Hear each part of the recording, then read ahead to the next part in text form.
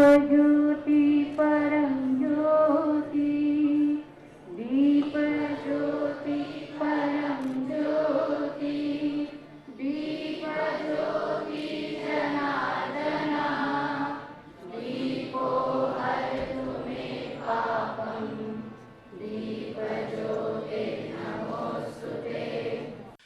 इस धरती पर मानव का जब प्रादुर्भाव हुआ तभी से ये महसूस किया जाने लगा कि कुछ न कुछ अपूर्णता, कुछ न कुछ न्यूनता मानव के अंदर है।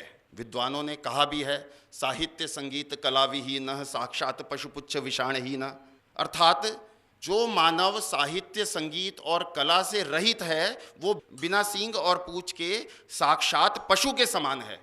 तो इसलिए यदि मानव को पशुता से दूर करना है तो उसे संस्कृति युक्त करना पड़ेगा, उसे साहित्य संगीत कला इत्यादि से ओतप्रोत करना पड़ेगा, तभी उसका पशुत्व समाप्त होगा और वो देवत्व की ओर बढ़ेगा। जब नई सरकार का गठन हुआ, इस महत्व के विषय को बड़ी गंभीरता से सोचना विचार करना प्रारंभ किया और ऐसे संगठन की खोज की जो छोटे छोटे बच्चों को संस्कार संस्कृति से लगातार वो ओतप्रोत हो सके, उनके अंदर समाहित हो सके, ऐसे प्रयास में निरंतर लगे हुए हैं। तो ध्यान आया विद्या भारती अखिल भारतीय शिक्षा संस्थान जो सन 1952 से लगातार इस कार्य में लगा हुआ है। आपस की वार्तालाप हुई, विचार विनिमय हुआ और परिणाम स्वरूप पूरे देश भर के अंदर 1 दिवसीय, कहीं पर 2 दिवसीय अन्य विषयों के साथ ऐसी कार्यशालाओं का आयोजन किया गया।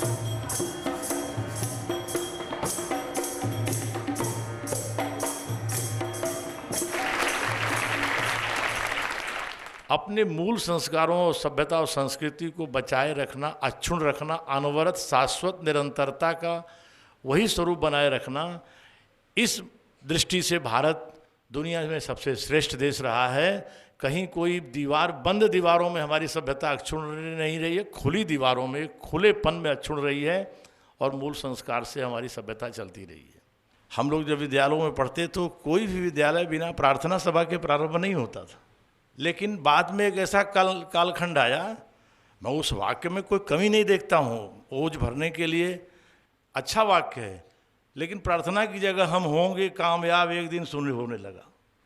वो वाक्य प्रबोधन के लिए ठीक है, लेकिन प्रारंभ में विद्या अध्ययन के लिए वंदना का जो स्वरूप था, जैसा विशिष्ट स्वरूप आज यहाँ है और देश के हजारों हजार विद्यालय देश के कोने कोने में जो फैले हैं, उनमें जिस तरह का संस्कार देते हैं, उस संस्कार का एक बड़ा श्रृंखलाबद्ध स्वरूप आज देश में परिलक्षित हो रहा है। आज हमने शुरू की मध्य प्रदेश में श्रमण यात्रा, हमने इस दिशा में पहल की कि हम विभिन्न क्षेत्रों में अपने जो सांस्कृतिक धार्मिक आयोजन है उसमें भी शासन की अच्छी सहभागिता, अच्छा प्रोत्साहन करेंगे। बिना सामंजस्य तालमेल बिठाए समाज के बड़े वर्ग के मन को संतुष्टि और सुख नहीं अनुभव हो सकता। तो ये सारी चीज़ें जिन विषयों की देन है वो हमारी मूल संस्कृति है। भारत के वर्तमान आप सबके आशीर्वचनों से, सहयोग शुभ से बनी सरकार ने, उसके संस्कृति मंत्रालय ने एक पहल की है कि इस विषय में एक कार्यशाला बच्चों में और उनसे जुड़े, उनके अध्यापन से जुड़े लोगों में एक संस्कार निर्माण हो। तो वो काम है कि इसमें जो हमारी विशिष्टता है भारतीय संस्कृति की, हमारे सनातन शाश्वत संस्कारों की, उसकी एक एक विशिष्टताओं का नाट्य, संगीत, कला, मंचन, इन सब के माध्यम से बच्चों में संस्कार विकसित हो। कार्यशाला का अभिप्राय मुख्यतः यही है और आज हमें इस बात के लिए बहुत संतोष का अनुभव होना चाहिए कि इसके पीछे एक बहुत बड़े तपस्वियों की श्रृंखला है। मैं समझता हूँ कि संस्कार शाला जो है, ये कार्यशाला बहुत ही सहायक सिद्ध होगी और हम सब का चिंतन यह है, हमारे मंत्रालय का भी चिंतन है कि हम सब इसी दिशा में बढ़ रहे हैं। दिशाएं स्पष्ट हैं, कहीं कोई भ्रम नहीं है, कहीं कोई दुविधा नहीं है।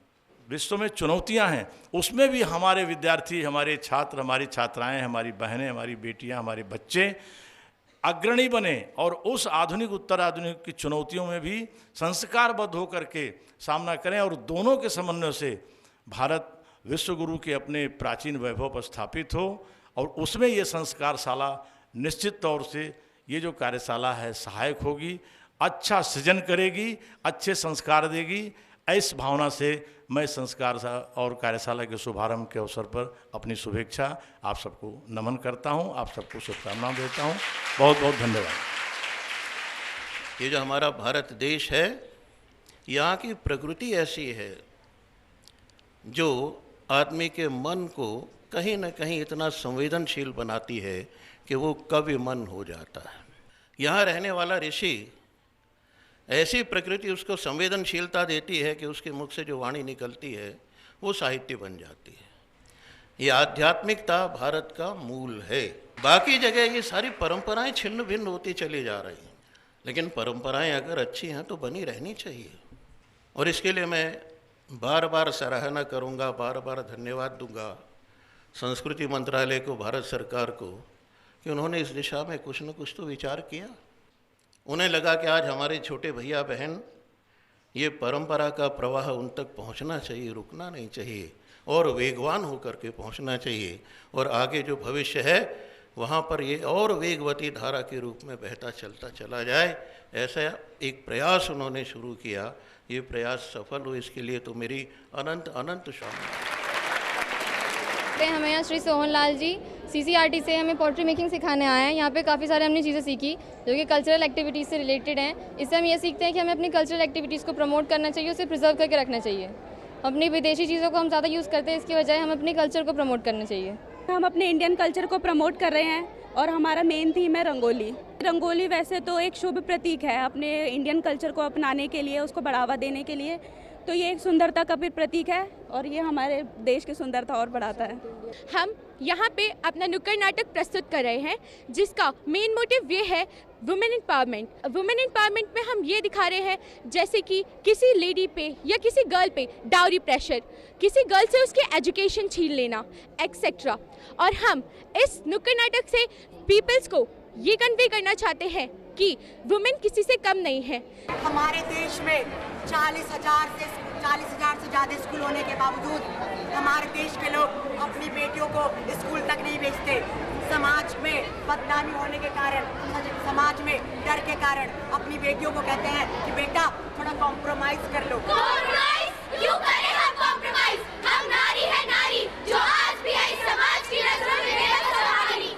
हम इस नुक्कड़ नाटक में यह प्रस्तुत करना चाहते हैं कि देश में बहुत सी समस्याएं हैं जो औरतों से रिलेटेड है, तो हम लोग इसको एक नाटकीय रूपांतरण के तौर पर प्रस्तुत कर रहे हैं। हमारा मकसद ये है कि ये मैसेज ज़्यादा से ज़्यादा लोगों तक पहुँचे जिससे इसका कुछ समाधान निकले। ये कठपुतली कला जो है हमें एक सांस्कृतिक धरोहर के रूप में मिली है। हमारी बहुत पुरानी ये लोक कला है और भारतवर्ष के सभी हिस्सों में इसका इस्तेमाल होता है।